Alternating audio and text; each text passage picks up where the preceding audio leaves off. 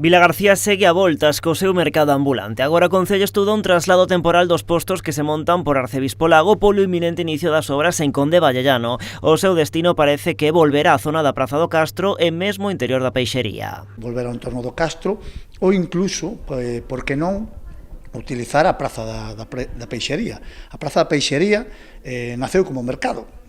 Choca que algo que naceu como mercado e que está un minuto camiñando do actual mercado e da Praza de Verdura que non se lle este dando uso. Pero Rabella matiza que esta sería unha reestructuración temporal porque a opción que barallan é o traslado definitivo á contorna da Praza de Abastos. Ali dase outra circunstancia que impide xa ese traslado, as obras do tanque de tormentas no río do Con. En Vilagarcía se está a realizar unha obra moi importante por parte da Xunta de Galicia de saneamento que dura 2 anos e pico, que está condicionando e creando trastornos na cidade, pero bueno, é unha obra necesaria e importante, como decíamos, e nos comunican dende esa obra que este entorno onde definitivamente trasladaremos a esta parte dos ambulantes de Arzobispo Lago, nas próximas semanas tamén vai ter que sufrir un peche, non nos din todavía de canto tempo nin cando.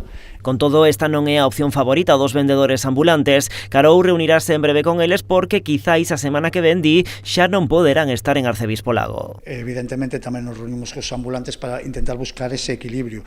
Choca un pouco que por un lado se diga que queren estar no entorno da plaza e que por outro lado falemos de Arzobispo Lago e camiñar hacia Castelao ou Praza de Galicia, iso é alonsarse. O que vamos a facernos é esta proposta de que vayan ao meollo, que é o que é un parking pegado á Praza da Verdura, que é unha zona histórica do mercado de Vilagarcía. O asunto foi tratado este luns á tarde na Mesa Local do Comercio, onde non están representados os ambulantes. Este órgano consultivo volverá a reunirse dentro de 15 días para seguir definindo o futuro da feira dos martes e sábados en Vilagarcía.